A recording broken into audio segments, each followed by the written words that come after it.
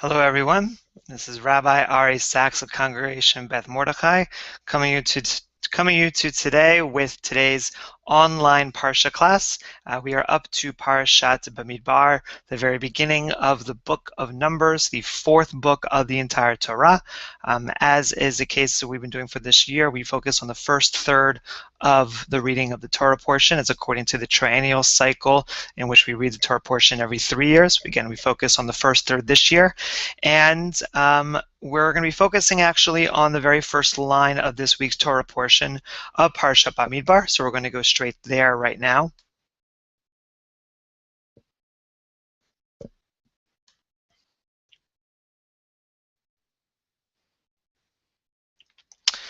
Vaidaber Adonai el Moshe, and God spoke to Moses, Bamidbar Sinai, Be'ohel Moed. And God spoke to Moses in the Sinai desert, in the tent of meeting, Be'echad lachodesh hasheni bashana hashenit, on the first day of the second month of the second year, let's say Tam me'eretz Mitzrayim lemor, and the second year after they had left Egypt. And this introduction is very important because, according to the Rashbam, that this particular description of when God is speaking to Moses indicates that they are now in the journey of their wandering through the desert. That everything that was happening during that previous first year had happened at Mount Sinai. And so what it's saying now is that it's not Behar Sinai that God is speaking to Moses, but Bemidbar Sinai, in the desert of Sinai. Which, by the way, as a side note, that the correct reading of this Parashah, of this book, is not Bamidbar, which would mean in the desert, but Bemidbar, in the desert of Sinai, so that it reflects the fact that we're talking about a very specific desert, the desert of Sinai, and that this is where the Israelites are going to be journeying throughout until the generation dies off and then the next generation comes to the land of Israel. And we have all these different stories that are going to be happening, we're going to talk about later on, that happen while they're in the desert. But what's important from this particular verse is that while they're in this journey through the desert, they are, you could imagine the kind of angst that the Israelites feel after leaving the mountain, this great big mountain in which God had resided, or God had given the Ten Commandments, and now going out into this desert. How do they know that God is necessarily going to be with them? And that's where this tent of meeting is so critical, because it reflects the fact that it is not just a meeting place for all of Israel, but it's also a meeting place for God. So that God resides in this tent of meeting, and then also all of Israel reside in this tent of meeting. And that begs the question, what is this tent of meeting? Is it physically possible, you could ask, is it physically possible for this tent to actually be able to hold the presence of the supreme God, the God who created all? And is it also possible to hold all of Israel, who numbers in the thousands? And that's where we get to today's commentary from Midrash Rabbah, and this is actually a selection from the Midrash on a particular verse within Leviticus, but I believe it is relevant to our understanding of what this tent of meeting is all about. So now we're going to turn to our commentary for today. Vayikra Rabbah, it is the name of a compilation of midrashim, of early midrashim by the rabbis on all the different Torah portions in the Torah. And this is particularly regarding the Parashat of Tzav, which appears in Leviticus. But as I said, I think it pertains to our Torah portion, specifically the tent of meeting. Ve'et kol ha'edah hakel petach ohel moed, and all of the assembly gathered together in the front of the Ohel Moed, of the tent of meeting. Amar Rabbi Elazar, Rabbi Elazar said, Kol Yisrael shishim rivo, all of Israel is 600, or is 6 100,000 people. Ve'et omer el petach ohel moed, and you say that they gather at the tent of meeting, meaning he's asking the same question. How is it possible for this small place that is supposed to be the place where Israelites meet God? How can it hold everyone in there? How is it possible for a physical place to be the place to hold all of God and all of Israel? Ella, ze echad min hamekomot shehechezik muat et hameruba. But this is a translation according to the biblical scholar Jacob, and the Jewish religion scholar Jacob Neusner. But this is one of the miraculous instances in which what is less was able to contain what is more. Shehechezik muat et hameruba, that what is less is able to contain what is more. And this is the critical teaching pertaining to the tent of meeting, and in fact to other particular instances, that the Torah indicates that the size of an object or the size of any particular item that the Bible or the Torah describes is not as significant as what it is able to achieve. So for instance, when Moses when God did the plague of boils, what happened for the boils was that he had thrown up this little dirt from the ground, as it says in the book of Exodus, and he threw it up into the air, and then this little piece of dirt transformed into all of these boils, all of I think actually it was hail, if I'm correct, all this hail that then fell down and attacked all of Egypt as one of the plagues.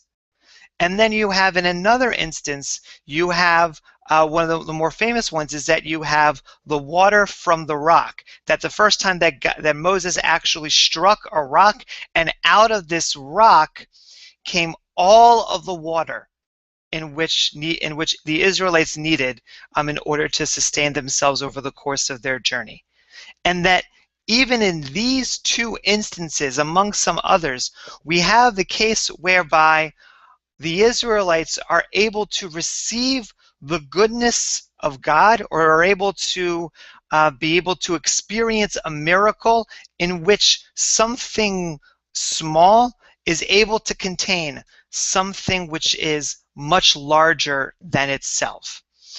And what I take from this is to say that when it comes to physical size here on Earth, that it really doesn't matter so much.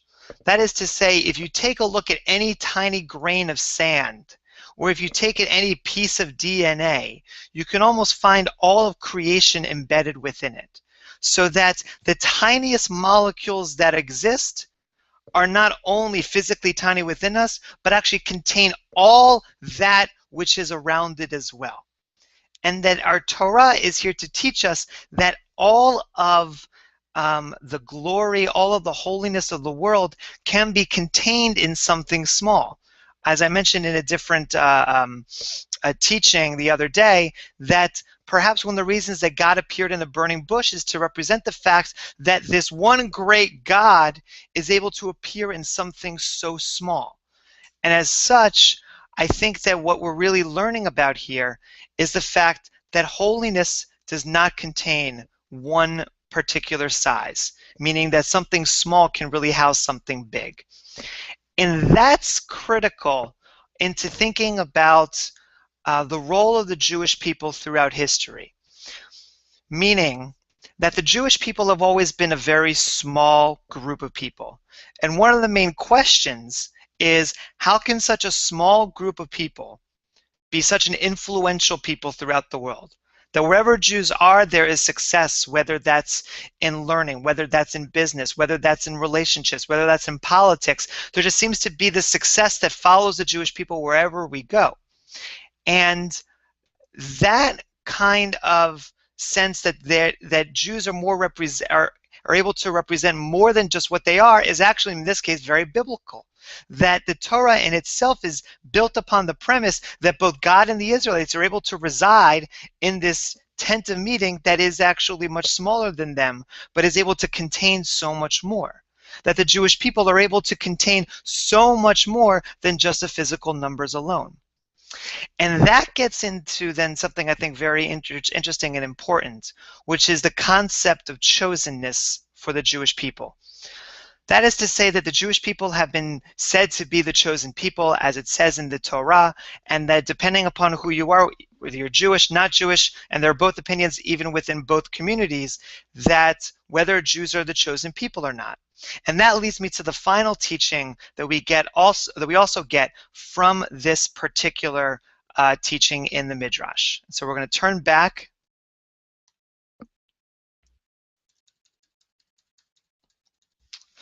In Jeremiah chapter 3, Ba'et hahi yikar'u liyerushalayim kiseh Adonai v'nikavu eleha kol hagoyim. At that time, they will call Jerusalem the throne of the Lord, and all the nations shall assemble there. What Jeremiah is saying here in his prophecy is that there will come a time when this one place of Jerusalem will be able to hold all of the nations.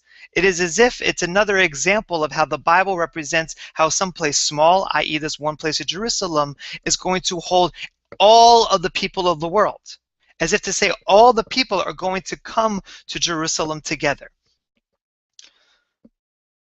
Rav Yochanan salak l'masal bishlame de Rabbi Chanina. Rav Yochanan went up to pay a call on Rabbi Chanina. Ve'ashkache dehava asik behadim psuka ba'eta hi kar'u l'Yerushalayim kiseh Adonai v'nikavu aleha kol hagoyim. And he found him occupied with the verse, in that day they shall call Jerusalem the throne of the Lord, i.e. that Rabbi Yochanan is coming to Rabbi Chanina and he's busy learning this particular verse. Amar lo, umachzeket hi otan. And he said to him, my Lord, how can Jerusalem hold them all? And that's the main point, meaning Rabbi Yochanan is asking the question that Rabbi Elazar had asked earlier, which is, how can something small hold something so large? And what is the answer given by Rav Chanina? Amar le hamikra, and the text reads from Isaiah chapter 54, Harchivi makom ohalech ki yamin usmol tifrotzi. The Holy One, blessed be He, will say to them, stretch out, expand, and receive your population. Thus enlarge the place of your tent. Why? For you will spread about to the left and to the right. And so that there is this verse in Isaiah, which we're going to go to in a moment, that basically teaches this concept of the tent of meeting as being one that expands, meaning this sense of harchivi makom ohalech, that your tent, the place of your tent, shall widen, is connected with this idea of the tent of meeting in our Torah portion as being a place that naturally widens by the fact that it is able to contain more than what it seems to uphold, than what it seems to be able to uphold. And that is to say that all the nations here are gathering together with all in Jerusalem, which seems to be indicating that it's not that the Jews are necessarily a chosen people, but that you are having all of these other nations kind of join together with the Jews in the land of Israel, almost as in this utopian vision of all the nations coming together and living in peace and harmony. But the verse in Isaiah is interesting. If we take a look at it, it says something else. Again, this first part, Harchivi makom ohalech v'riyot mishkenotayich yatu al tachshochi ha'arichi metarich v'terotayich hazeki. Enlarge the place of your tent and let them stretch forth the curtains of thy habitations. Spare not, lengthen thy cords and strengthen thy stakes. In other words, make your tent much larger, or that your tent will become enlarged when you come into it. And what shall happen? Ki yamin usmol tifrotzi, for thou shalt spread about on the right and the left. And then this is the key line: V'zar'ech goyim yirash ve'arim neshamot yoshivu. And thy seed shall possess the nations, or in other lines, to dispossess the nations, and make the desolate cities to be inhabited. That is to say that part of this vision seems to be as well that the Israelites are going to be able to take over the land that is already there, that the Jews will be able to spread out among the entire land. But Jeremiah was saying before that all the nations are going to be able to come together with the Israelites. So what is it? Is it that you have this people who's able to become, who is small, who is able to then spread out and take over other lands? Or is it that you have this small group of people who's able to bring together all of the other nations into this one small land? And I think if we're being truthful to the premise behind the idea of the tent of meeting expanding, I think that the key element here is the fact that something that seems so small is able to really grow, even when we don't think it's possible. We may not necessarily know what that growth looks like, but that it seems to be more the case that what Isaiah and Jeremiah are referring to is that the Jews will be this people, that this small group of people who have lived and been a part of this tent of meeting, who have gone through this entire history as this small people, but at this one moment in time, that the tent of the people will expand and other people shall enter into it. What that looks like, we don't really know. But the idea that this small group of people can really be a catalyst for all the nations is one, that is to say that we can expand much greater than we think is even possible. We can be much bigger than what we think is possible. That one idea can be able to change the course of history if we let it sprout. And that for it, that idea that can contain all that is great within the world. And that by then coming all together, that we are able to create a sense that that which is small is so important because it can help make that which is greater find a place to reside. That we all need a tent of meeting to be able to enlarge, to expand, to hold the never-ending riches that are brought by all peoples in the world into a place where both God and people reside, and that we share each other's gifts and we share the talents that are necessary in order to create that enlarged, extended tent.